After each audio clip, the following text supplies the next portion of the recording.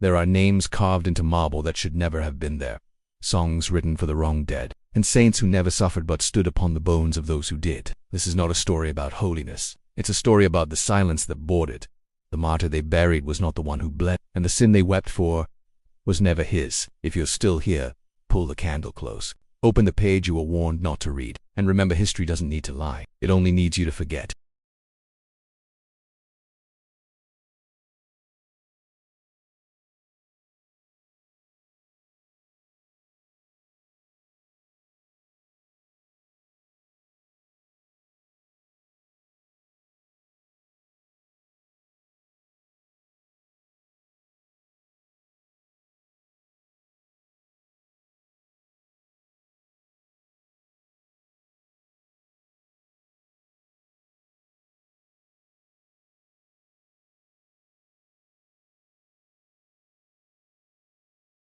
The white cloak stained too soon. You were not meant to wear the cloak. Not yet. The white wool was still being stitched when they called your name, not with honor, but with urgency, as if virtue could be forged faster than truth. They wrapped you in purity like a rope around the neck, and before you could ask what for, the doors opened and the crowd saw what they wanted, a martyr in waiting. Your hands smelled of ash, not incense. Your knees bled from stone, not prayer. But no one noticed. They only saw the light catching the folds of your new cloak, and how easily it hid the dirt beneath your nails. The bishop called you chosen, though he never looked you in the eye. You remember that now. You remember the way his fingers trembled when he placed the seal in your palm, not from reverence, from relief, because the sin was leaving his hands. The ceremony was brief. No hymns, no reading of deeds, just your name, carved into a plaque still wet with oil, and the sound of the crowd whispering it into legend. You didn't correct them, you didn't know how, or maybe part of you already understood this was not recognition. It was escape. You slept that night in the martyr's cell-stone walls, no window, a single candle that refused to die. The cloak hung beside you like a ghost trying on your shape. You didn't sleep. You listened to footsteps outside, to the rustle of parchment, to the silence that felt planned. Morning came. They bathed you in rose water and cold wine. They sang psalms about purity, though the lyrics had changed since last year. You knew you had sung them differently when the real martyr stood where you now stood. Her name was not spoken. Not once. You tried to ask. The priest silenced you with a hand on your shoulder. Martyrs do not look back, he said. Only saints forget. You smiled, numb, but inside, a knot tightened. At the edge of the courtyard, a child watched you. A girl, eyes the color of storm glass. She didn't smile. She mouthed a name you once heard, screamed in chains. The name no one dared write anymore. The name carved into your conscience like bone into wood. You nodded, just once. She vanished into the crowd. The march to the altar was slow. Streets lined with petals and soot. People cried, but not for you. They cried because it was easier than asking why the old martyr had no grave. The altar rose before you like judgment carved in marble. The bishop stood at the top, robes too white, smile too sharp. You climbed. Each step a memory you weren't supposed to keep. Each step a name you weren't supposed to speak. At the summit, he kissed your forehead, whispered, "You must carry this now." And you did. Not because you believed, but because they needed someone clean to bury. That night, the doors to the martyr's chamber closed. Bolted, you were alone. The cloak folded at your feet. The seal warm against your chest. You tried to pray, but the words you knew didn't fit the silence. You opened the drawer beneath the cot. A note, unsigned, burned at the edges. Just one line. They buried her beneath your name. You didn't sleep. You didn't scream. You just sat there, watching the candle flicker against stone, and wondered how long it would take for your cloak to turn red.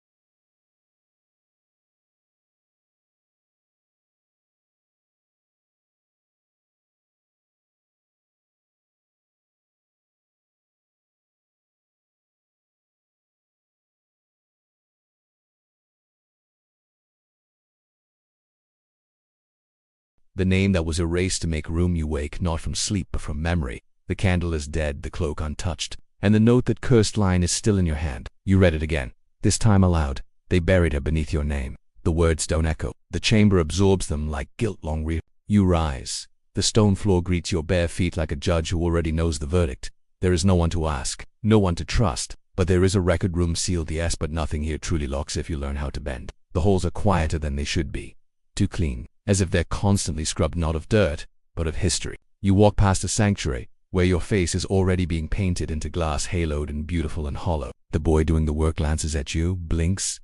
You expect reverence. Instead, he whispers, wrong face, and keeps working. The archive is below the oldest wing, where the walls curve like ribs and the air smells of ink and denial. The door bears no name, only a sigil, the open eye that never sees. You knock once, twice, silence the third time. The door opens by itself, no creak, no sound, just invitation. You enter. Shelves rise like monuments to things no longer spoken. Scrolls, ledgers, pages that buzz softly in the dark. A scribe sits at a long desk, hooded, motionless. You say nothing. He doesn't ask. He just gestures to the shelves behind him, the ones bound in red, tween the section reserved for lives of the martyred. You run your fingers along the spines. They twitch beneath your touch. The book with your name is already there, bound in ivory, ink still drying. You do not open it. You do not need to. Instead, you search for gaps, for signs of removal, and you find it. A sliver of space, too narrow to notice unless you're looking for absence. A title scraped off the shelf. A mark left by pressure. You glance at the scribe. He nods once. Just once. You kneel. Pull the lower drawer. Inside, ashes, bone dust, a ring, and a single page, torn, water-stained, but still legible. You read it with trembling breath. She sang even as they gagged her. She forgave even as we struck her. We called it mercy, but it was fear. No name, no date. Just guilt in calligraphy. You close your eyes. Try to picture her face, the voice that wouldn't break. But all you see is your own face, painted into stained glass, smiling for a sin you never paid for. The scribe places something beside you. A candle, lit. Its flame dances without sound. You take it, leave the room. Behind you the door closes not to lock you out, but to keep the truth in. Back in the chapel the bishop is speaking, loudly, passionately. Your name rings through stone like a bell rung too many times. The people chant, they don't look up, they don't look in. You walk past them, past the altar, past the pews, into the cloister garden, where the soil is still loose in one corner. No stone, just earth disturbed and left to settle. Dig, not deep, just enough. Your fingers brush wood, then clothed, then nothing. The martyr they replaced was never buried, just removed, erased. You sit back, candle still in hand, flame unbothered by the wind. And for the first time, you say her name, not aloud, not yet, but inside. And it hurts, because you realize you knew it all along.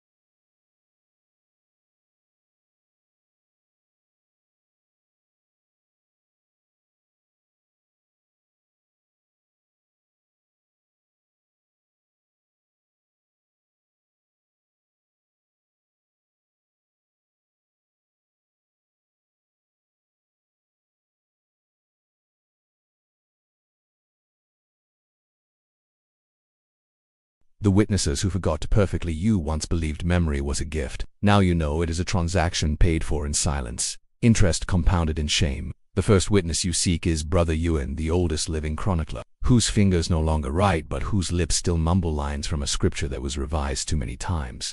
You find him in the herb courtyard, kneeling among rue and nightshade, whispering into the soil. She sang, he mutters. She sang and we covered our ears. You kneel beside him. Who did? He doesn't look at you, just strokes a leaf as if it might confess. The girl, the martyr, she smiled when they bound her wrists. It broke the bishop's hand to do it, but he called it divine judgment. Her name, Gonki says, Trade it for a name the stone could bear yours. You leave him there, seeds falling from his fingers, like words dropped on deaf altars. The second witness is harder. Mother is older, she stitched the ceremonial cloaks. Yours too. You find her in the garment hall, humming over fabric. She sees you and pauses, but her smile is rehearsed. Come to have the hem adjusted scent. It doesn't fit. You say, it never did. She stiffens. Cloth takes time. So does forgetting someone's blood. She sighs, they told me to burn her veil. I buried it instead. Where? Under the altar thread chest. She doesn't answer with words. She simply opens her palm. In it, a single strand of red thread, unfaded. Her voice is in this. She says, you'll hear it if you stop pretending to be holy. The third witness pretends not to remember. Father Cale, he reads liturgy with a voice too smooth for penance. You interrupt his rehearsal, he doesn't look up. The saint has arrived, he says. What sermon shall I read for you today? The one about the girl you helped silence. He frowns. I've helped silence many. Be specific. The one whose name you erased from the baptismal records. Ah, he says, with a smile too thin. Her, the one who wouldn't scream. So you screamed for her. No, I screamed at her. And that frightened the others. And you let her take the blame. Blame is currency, he says. She paid in innocence. We traded it for legend. You are the receipt. And what does that make you? He shrugs the cashier. You leave him in his perfect silence. No soul to wound. No memory worth stealing. You walk back through the nave. Every step echoes a truth no one else dares voice. They didn't forget. They edit it. You stop before the altar. The one where her veil still whispers beneath thread chests and fake relics. You kneel, press your forehead to the stone. The candle you carry flickers not from wind but from presence. A breath, not yours. A voice not written. And you hear it one word. Her name, Aurelia. The syllables do not break you. They rebuild you. Not as saint, as witness, as replacement, as thief of memory made whole again. You rise. You do not smile. You do not weep. You turn to the crowd behind you, the priest, the painted glass, the bells that ring falls. And you speak not in sermon, but in confession. You crowned the wrong name. You buried the right voice. And now she speaks again. The crowd does not move, but the silence shifts, thicker, honest, unforgiving. Somewhere deep within the chapel walls a chain breaks. A book groans open, and someone, somewhere, forgets a lie they once loved. The room that was locked from the inside, there are rooms they don't speak of, not because they're forgotten but because they were never meant to be opened again.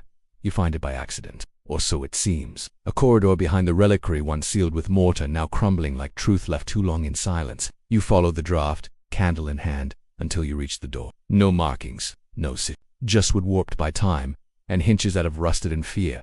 You touch the handle. The door swings open not with resistance, but with release.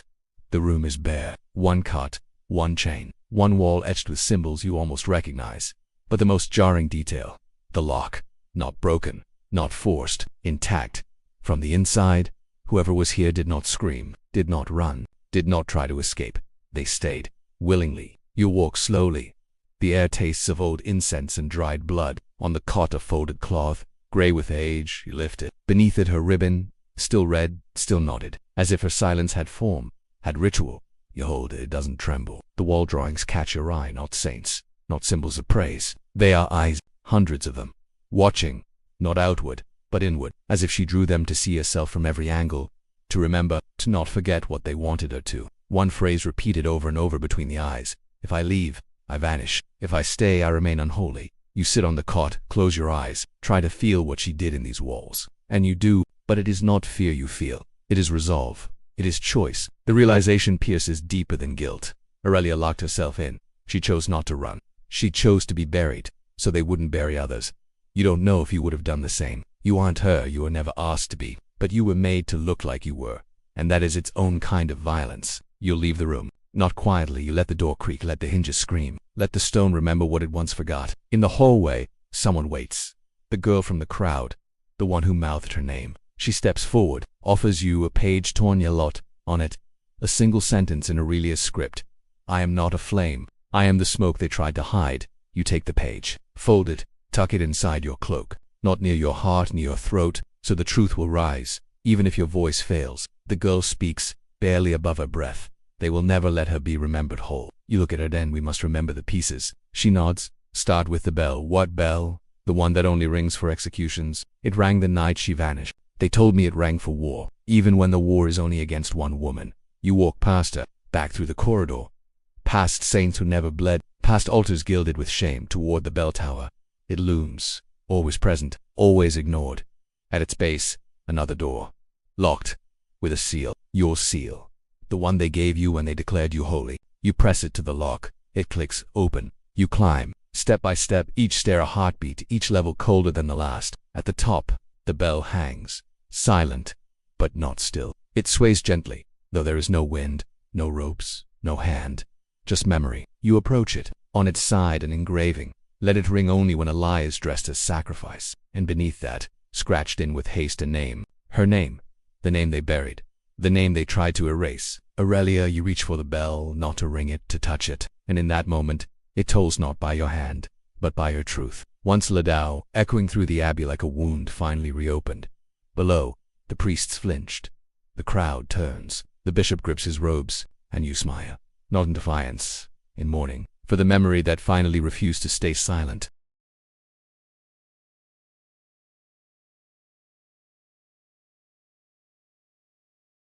The confession written before the crime you once believed. Confession followed sin.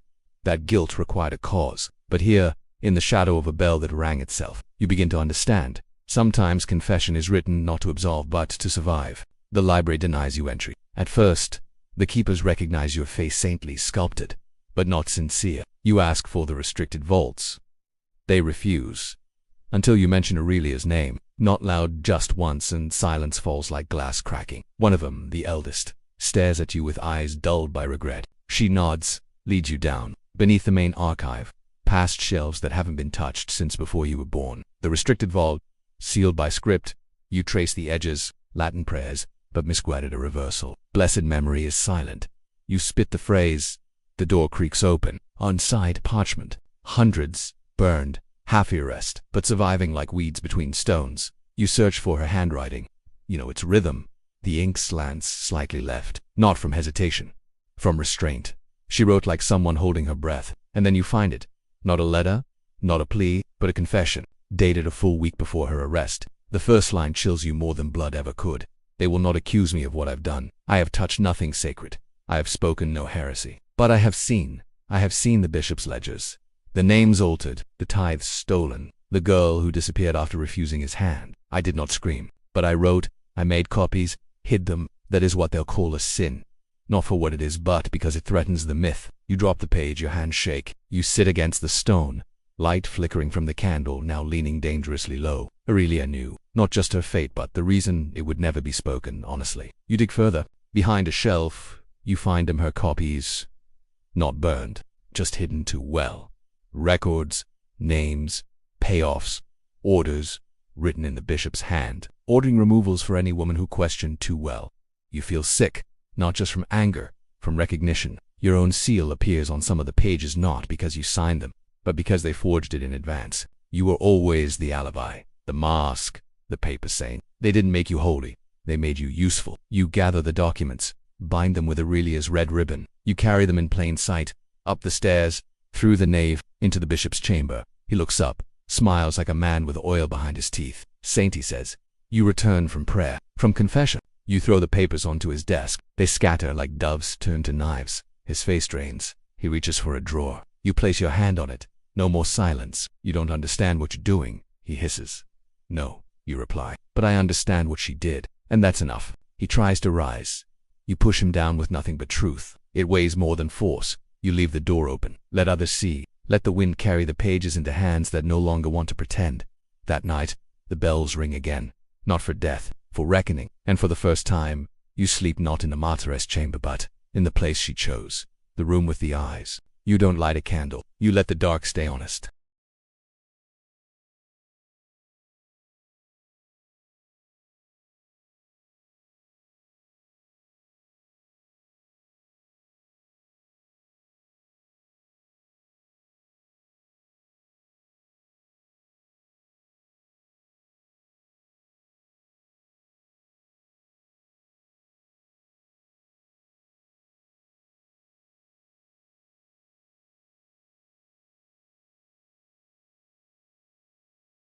The child who never spoke again after the execution. You didn't notice her the day the cloak was placed upon your shoulders. No one did. She was too small, too still, clinging to the back column like ivy on crumbling stone.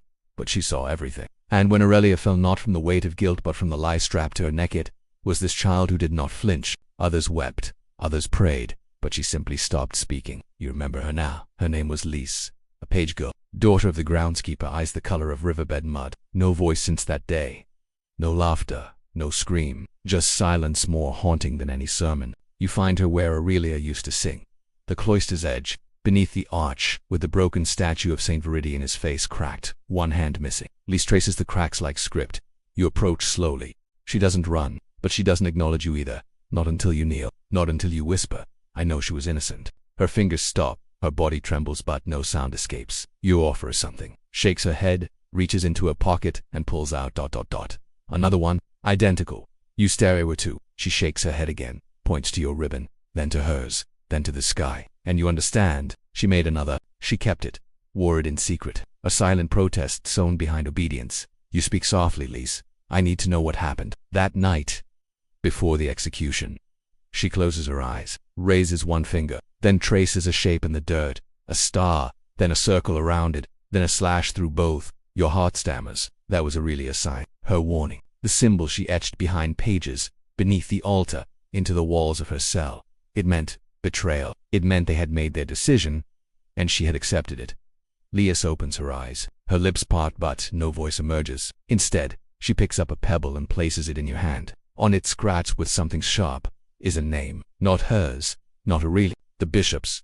And beneath it, another, Father Cale, the liturgist, the manipulator, the man who said he screamed at her but never flinched. You ask Lise, did he order it? She nods, points to her mouth, and draws a line across her own neck. You feel cold, not from the breeze, from the clarity. They didn't just silence her, they silenced a child who saw. You hold the pebble like a relic, not to worship but to remember. You leave Lise under the broken sink, but not alone. You place Aurelia's ribbon beside her, a twin to the one she made in secret, and you whisper, "I will not let them bury this twice." That night you break into Father Cale's quarters. No lock's guilt rarely needs protection when everyone else wears blindfolds. He's there, awake, reading scripture, or pretending to. He doesn't look up. You've come to confess again. No, you say, I've come to ask why a child stopped speaking. He sighs. Children see too much. They lack the wisdom to lie. She saw you. She wrote your name. With a stone. He chuckles. Stones don't testify. You step closer, drop the pebble on his book. But martyrs do, even dead ones. He finally looks up. His smile is thin. You're not a martyr. I'm what's left after one is stolen. He leans back. What do you want? Truth, public. Loud, dangerous, so is silence. And if I refuse, then history will not. He tilts his head. You think memory can burn down sanctuaries? No, you say, but it can rot their foundations. You leave him in the dark, surrounded by books that now know his name, and the pebble it stays, like a seed planted in shame. Outside, the wind shifts. The bell doesn't ring. But for the first time, you hear something in the quiet. Not weeping, not chants. A single breath, from Lise, hum low, tattered but rising.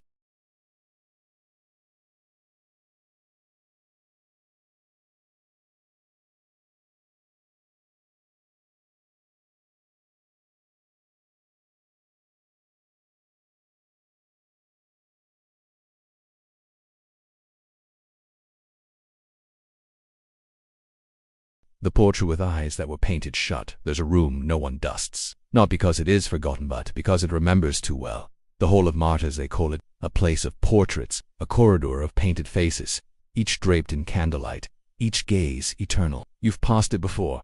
Reverently, dutifully, now you enter it as an intruder. The air tastes of varnish and veiled guilt. Each painting looks at you, smiles at you, each one hollow, perfect, lifeless. And then you see it at the end of the hall. The portrait hung lower than the rest, framed in elderwood, cloaked in dust. The plaque beneath it bears your name, your title, your years of fabricated sainthood. But the face is not yours. It is hers. Her mouth soft, her hands folded, her posture composed as if she had accepted the narrative they stitched around her bones. And yet it is her eyes that haunt you, not for what they reveal, but for what they don't. They are closed, painted deliberately so, as if to say, she never saw what was done to her, as if to let the viewers avoid the shame of meeting her gaze. You step closer. The candle you carry flickers. You hold it to her face. Trace the brushstrokes with your eyes. The artist spared no effort. Every fold of her robe, every strand of hair, but the lid sealed like a tomb. You reach out, not to touch the canvas, but to test your own memory. You remember her eyes, Open, sharp, unforgiving, not saintly, human. That's what frightened them most. You whisper, they closed you to protect themselves.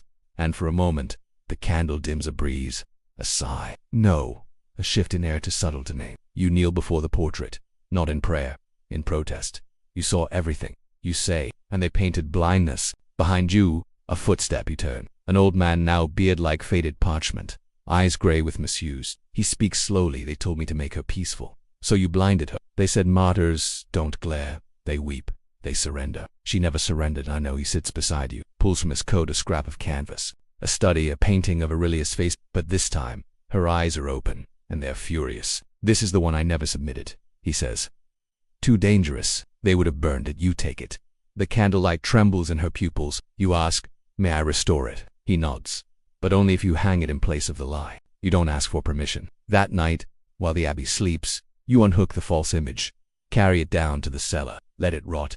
You replace it with truth, the unfinished, and as the candle flickers beneath the new painting, you swear her eyes follow, not in judgment, in witness. By morning the hall is in uproar.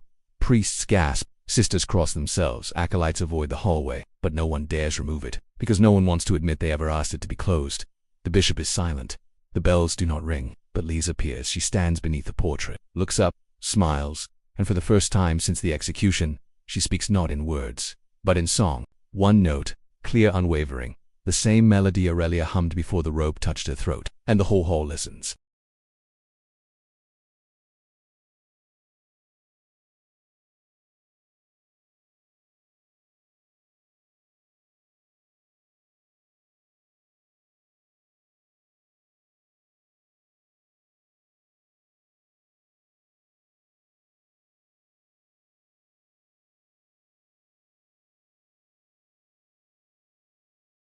The relic that never bled but was still worshipped.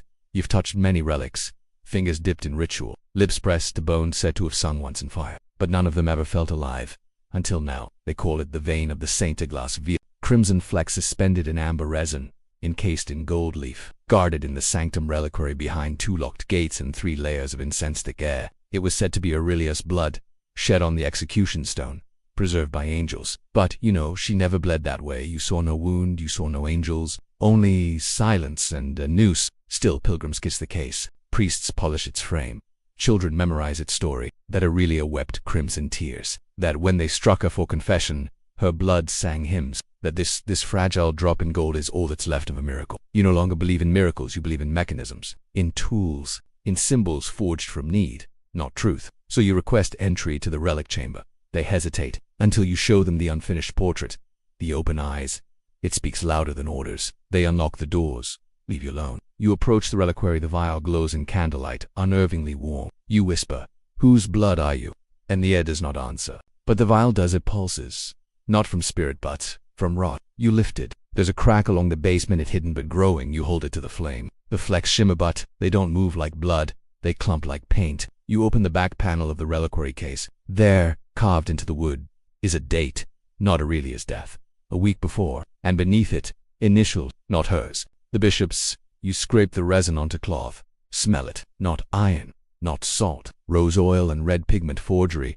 You feel anger, but not surprise. The lie was beautiful, tender, comforting, that's why it lasted. You leave the chamber, return at night, bring Lise. You let her hold the vial. She doesn't drop it, but she stares, long and cold, then places it on the ground, lifts a stone from the garden, and shatters it. No guard stopper, no alarms, just silence thicker than prayer. She says nothing. You do not ask her to. You sweep up the shards, place them in a box marked relic room. It will stay buried among records no one reads. The next morning, the reliquary is empty. No announcement, no sermon, just an empty frame with a plaque that now simply reads, "In memory of what we chose to believe." Some protest. Others pretend they never kissed the case. The bishop sends a courier, a letter. "You've desecrated the heart of our doctrine." You return the letter with a single reply. "Then perhaps your doctrine was never beating." Later, a sister finds you in the chapel. She says softly, "There's another relic." We ask, "Not here," she says, "in the archives beneath the garden." The one she hid herself. What is it? A mirror. And why is that a relic? The sister doesn't smile, because it's the only thing she bled on willingly. You follow her into the hidden vault, through dirt-packed stairwells and shelves that smell of mildew and forgetting. There, on a cracked pedestal, rests the mirror. Simple, wooden frame, streaked with time. But in the corner faint faded is a smear red. You kneel, peer into it. For a moment, your reflection vanishes, and in its place her face, not as a saint, not as a victim, just a woman, tired watching you, whisper, "I will not bury you again." The glass fogs, not from breath, from memory, returning. Then, just as quickly, your reflection reappears, and the blood remains. You ask the sister, "Why hasn't it been removed?" She shrugs. "They feared it too much. Blood that didn't perform just stained." You nod. You leave the mirror there, unworshipped but finally seen.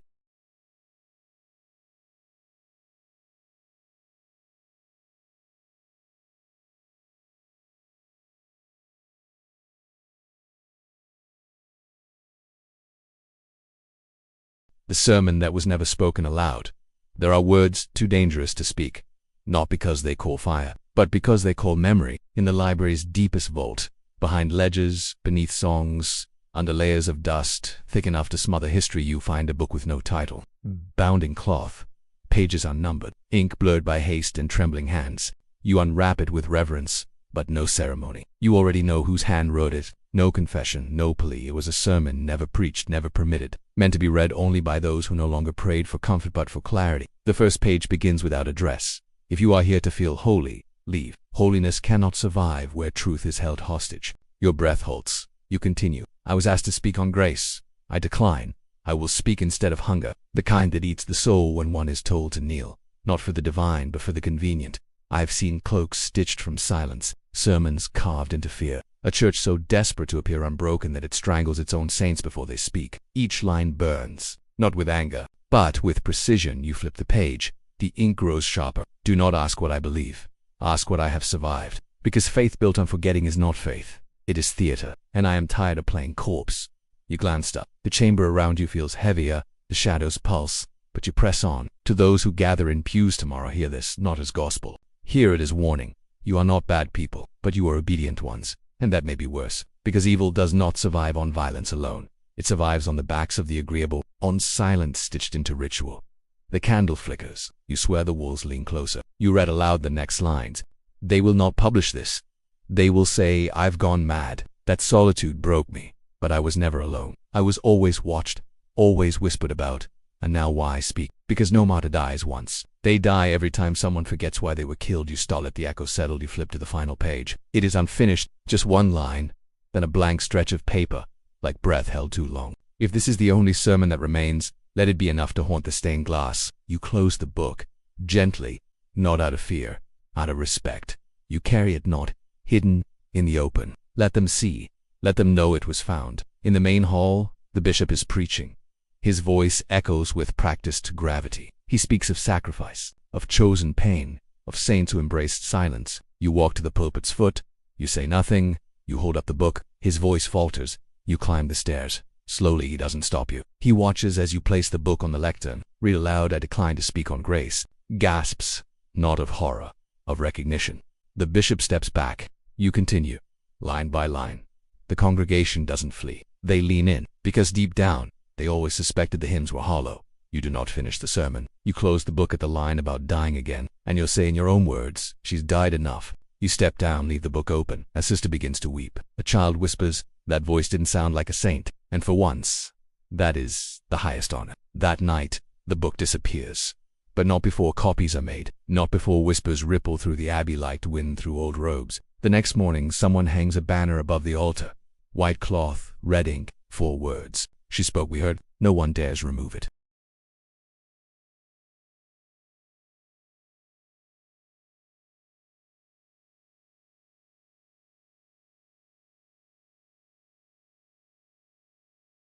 The room that was never found on any map. Maps lie, not by omission, but by suggestion. What they show is less dangerous than what they choose to leave out. You find the clue not in parchment but in shadow. Aurelia's sermon, the last page held more than ink, pressed faintly into the margin, barely visible unless the candle sits low, is a symbol, a spiral within a square, the mark of a room no one speaks of. You search every floor plan, every archived map of the abbey. None mention it, none admit its existence. But you've learned something now. This place is built on forgetting. You retrace your steps through the past the statue with missing eyes. Beneath the second stairwell in the east wing there, behind a bookcase bolted to stone, you find the outline of a door. Not a door, Exactly.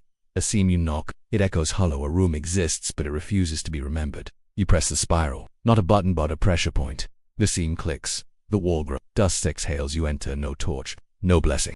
Just breath held like a vow. The room is circular, windowless, smells of candle smoke and old skin. On it, one candle, melted to its final breath, and beside it, a corpse. Not Aurelius, not hers. A man robed, mouth open in a scream frozen mid-word, hands bound with red silk, and a note pinned to his chest. One word. You stare. Cold rises like prayer in reverse. The robe is clerical, high-ranking. You brush dust from his collar. The seal, not the bishop's but Father Cale's, the liturgist, the one Aurelia warned you about. You step back, whisper she didn't just know. She acted. On the wall scratches, lettuce, smeared blood. A timeline. Aurelius' handwriting. She documented everything. Meetings, orders, threats. The night before her arrest, she lured Cale here. To confront.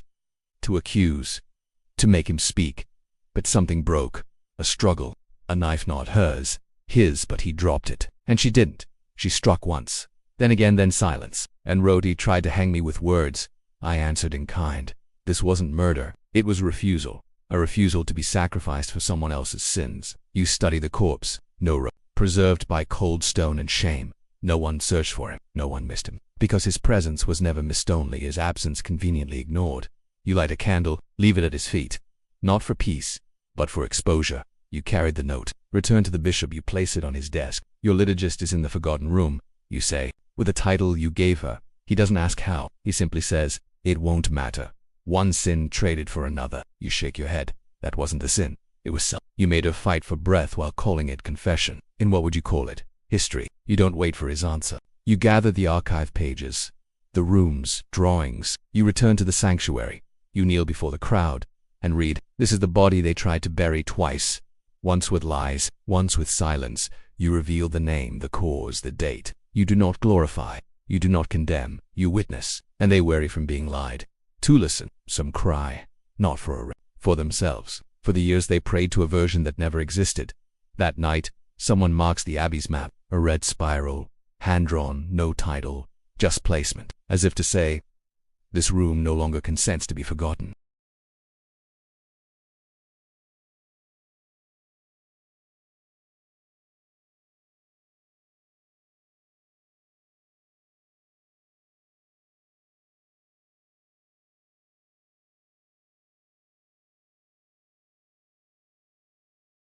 The voice that was recorded but never heard. The abbey had a phonograph, ancient, dust-caked, stored in the west tower where only archivists tread. It was once used to record chance proof of devotion, preservation of purity. Few remember it. Fewer still remember the recordings.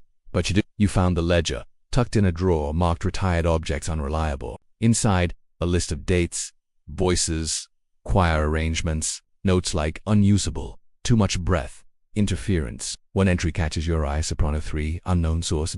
It was dated the day before Aurelia was arrested. You search the shelves. Old wax cylinders labeled in faded ink. Finally you find it. March 14th, solemn vesper. You place it on the turntable. Wind the crank. The needle drops. Static. Then the hum of breath. A coffin, the first note then trembling. A boy's voice leads. Then the chorus swells. Notes rise. Rituals held in harmony. Then at minute 4 something shifts. A sound not written in the score. A voice clear, bright, female. Solo. Hovering beneath the choir like a ghost, refusing to kneel. It's not part of the hymn, it's a counter-melody. And it's Aurelia. Not singing the text but singing around it. Undermining, rewriting. You close your eyes, let it wash over you. Her voice doesn't ask permission. It bleeds. The recording crackles, but she remains. You rewind. Listen again. And again. Always unclaimed. You bring the cylinder to the bishop. Place it gently on his desk. He frowns. We archived those. You buried them. They were flawed. They were unfiltered. He lifts it, turns it in his fingers. I remember this session. We told the engineer to clean it. You told him to erase her. She interfered. She harmonized. With what? With truth. He says nothing more. You take it back. Return to the sanctuary. Set the phonograph near the altar. The next service begins. You wait until the hymn rises. Then you play it. The congregation freezes. They hear the familiar notes. Then they hear her. Some gasp. Some turn. Some weep.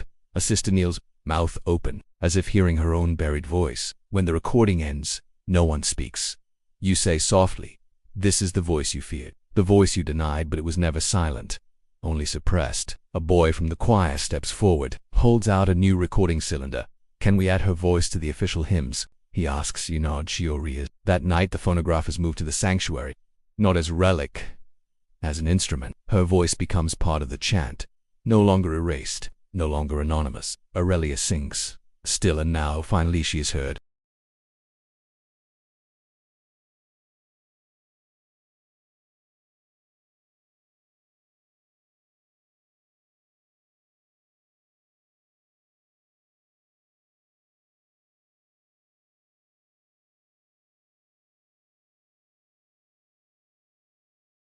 The bones that were swapped before the burial, the grave is sealed with 7 nails. Blessed, rusted, hidden beneath the nave's black altar. No one visits it, not because it is sacred, but because it is dangerous, Aurelia's resting place.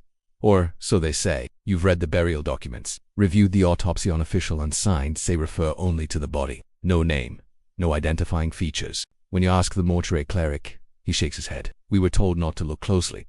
By whom? By everyone who didn't want to know. So you pry further. Into records sealed by doctrine. Into logs stored beneath years of incense and forgetting. And there, in a misfiled envelope, you find the receipt. A linen-wrapped date stamped, but the body tagged wasn't Aurelia's. It belonged to one F.M. Loeb, hanged in Oaken. The dates match, the site matches, but not the soul. The wrong woman was buried. The martyr's bones are not in the tomb. You demand an exhumation. The bishop refuses. We will not desecrate the sacred.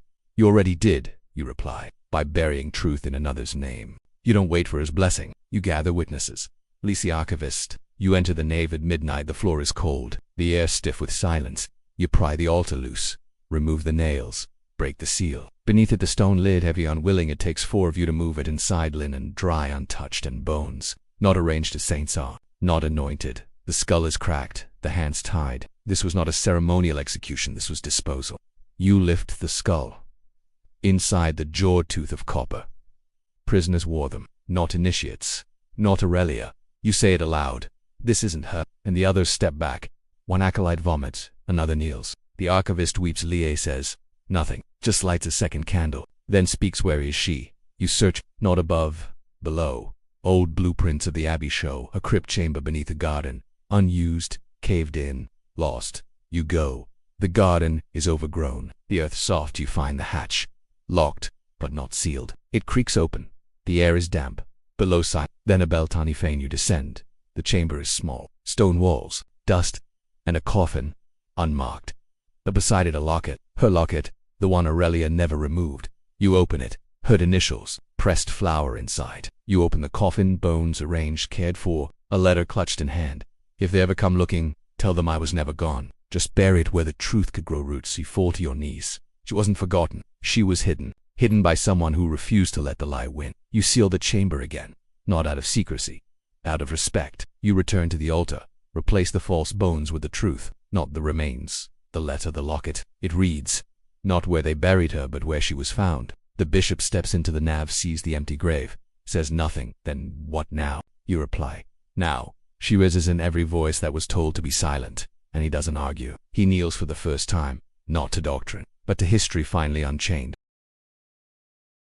The saint who walked again after the church was empty. You thought resurrection would be loud, trumpets, thunder, fire cutting the sky, but Aurelia's return begins in silence. It does not arrive with ritual. It slips through cracks in the nave, under the pews, behind the stone where names were scratched off in haste. The first sign is soundless, a candle that stays lit through the rain. Then, in the eastern corridor, the dust patterns shift, not swept, moved, by bare feet. Acolyte Lise says she saw a figure in white at dawn, standing at the well, not drawing water but watching the reflection. She didn't speak, Lise says, but I knew it was her. I didn't run, I bowed. No one mocks her, not anymore. Not since the statue in the garden, long decapitated, was found whole again. Not since the ink in the hymnals began to bleed around the verses they once erased. You walk into the chapel one morning to find the altar cloth knotted into a spiral, not vandalized, arranged intentionally, as if to say, you remembered incorrectly. Let me show you how it really was. In the library, a shelf collapses. No storm, no quake, just time. Behind it you find a sketchbook, her hand, drawings of the nave, but with no priest. Only listeners, notes on the margins. The pulpit isn't a throne, it's a mirror. You take it to the bishop, he flips through it, says nothing. But he doesn't return it either. That night he leaves his sermon unfinished, walks into the rain without his robe. People begin to visit again, not pilgrims, not to kneel. They stand, in silence, as if attending a vigil that no one announced but everyone heard about. They bring no offerings, only questions, and somehow that feels holy. A child sings during a service, not a known hymn, but a melody matching the phonograph recording. The congregation doesn't shush him. They join, softly off-key, but unified. A new rite, unwritten, unapproved. At midnight, you walk the cloister. The bells begin to toll once, then silence again measured. As if counting something long forgotten, you follow the sound. No wind, no hands pulling ropes, yet they ring. The older sister among you weeps. She's not haunting us. She says she's reminding us that she never left. We were just taught to look away. The bishop no longer leads prayer. He sits in the back pew. Listening, sometimes he nods. Sometimes he whispers to the empty space beside him. You never ask what he says. You think you know. The stained glass above the sanctuary shifts. One panel cracks. Not from pressure, from absence, from memory refusing to stay broken. It reforms. Subtle changes. Her silhouette, no longer weeping. Eyes open, palms not raised in surrender, but in resistance. In the refectory, the bread is broken without recitation. A child says grace. For the voices that were stolen, and the ones who still remember, you do not correct him. You repeat it the next night, and the next, until it becomes the only grace spoken. Then she walks. Not visibly, but undeniably. Doors open without draft. Pages turn when no hands touch them. A wind that smells of old ink and copper lingers where she once stood trial. You feel her in your chest. Not like possession, like clarity, like someone has finally returned the lost part of a sentence you've been trying to speak your whole life. You find a letter you've dated that morning, in her handwriting. You need not carve my name. You only need to remember yours. You frame it, not for worship or grounding, a reminder that sainthood is not elevation, it is weight. She never wanted reverence. She wanted truth to have a tongue, and now every silence breaks in her name. On the 40th night since the exhumation, they gather. No bell rings, no incense burns, but the altar where no one kneels anymore. The altar used to be a place of prostration. Backs bent, foreheads pressed, knees bruised in devotion that tasted more like surrender than reverence. But not anymore. It begins the day Lee steps forward during morning prayer and does not kneel. She stands, hands folded, eyes open, not defiant, just whole. The officiant falters. His voice cracks, but continues. Others notice.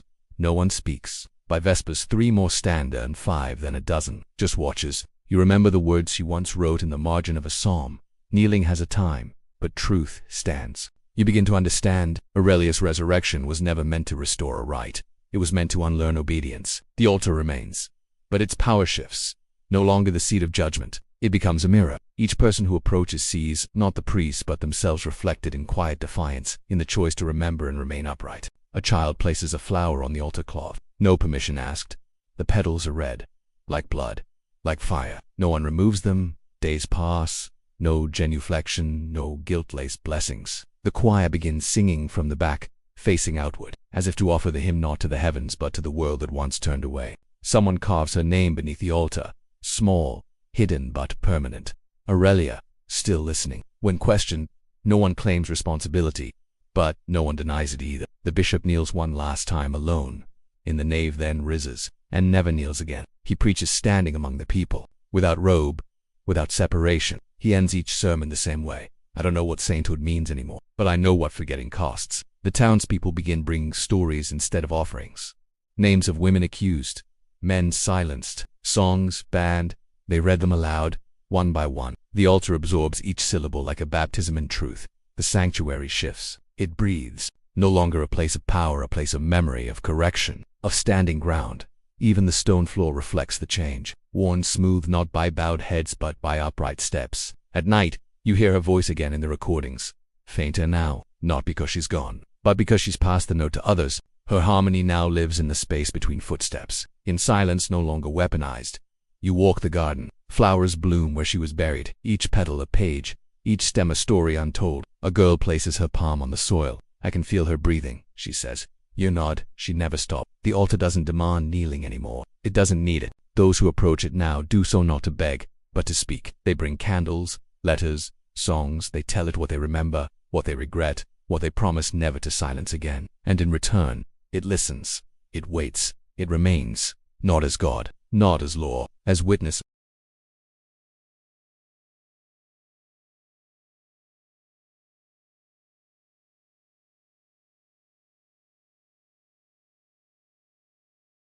The chapel that never locked again. There was once a lock on the chapel door. Forged iron. Blessed 3 times. Fitted during the Great Silence, when voices like Aurelia's were named heresy before they could echo. That lock was meant to keep out disruption. Keep in obedience. Keep silence whole. It broke 3 days after the altar stopped demanding knees. Not from force, from rust, from time, from disuse. A boy leaned against the wood, and the latch crumbled. He did not enter in fear. He stepped forward as if answering an invitation that had waited decades. Inside, the chapel was as it had always been. Narcold, dust upon stone, but something had shifted. The crucifix on the far wall tilted, not from quake, from meaning. The saints in stained glass no longer seemed triumphant. They looked tired. Humana Sister hung a thread of red yarn across the entry, not as a barrier, as a memory. This is where silence broke, she wrote. Let it remain open. And it did. No one replaced the lock. The bishop made no decree. It simply stayed open. Always. Even in the rain. Even in the dark. Pilgrims stopped arriving. Not because they lost faith. Because they stopped needing proof. They had her voice. Her story. Her echo in their own grief. One morning a stranger left a box beneath the old pew. Inside, letters. Dozens. Centuries-old confessions. Unsigned. Notes of absolution never granted. You read each one aloud. The congregation stood. Listened. No judgment, only witnessing. It became the new liturgy, not scripture testimony. A girl once accused of false vision was asked to speak. She said, I saw her barefoot, walking on the roof, singing to the wind, not for attention, just so the wind would remember how she sounded. You believed her, not because you saw it too, but because it matched everything else Aurelia had left behind. The bishop died quietly, in his cell, with a recording still playing beside him, on his chest, clutched like gospel. No statue was built. No feast day declared, but his grave is marked with 7 words. He unlearned just in time to kneel. The chapel filled, not with ritual, but with rhythm. Drumbeats from the town, humming from the garden. Questions written on slips of cloth and tied to the altar rail. What voice did I silence? Whose name did I forget? Will I be brave when it's my turn? No one erased them. You've just stepped out of a story where no one was ever called by their true name until someone dared to listen, to look, and to remember. If you've ever stayed silent out of fear, turned away out of exhaustion, or simply didn't know what to believe, then maybe Aurelia is not a name you need to memorize. Just one you might already feel. She didn't come back to be made a saint. She returned to show you where the voices were buried, where truth doesn't need forgiveness, only recognition. Asterisk. Asterisk. If this journey made something stir inside you, something long silent, nearly lost, hold on to it, or help someone else find it. Share this story, or simply leave a small sign that you heard it. A like, a subscribe, or even a quiet promise to yourself. I still remember.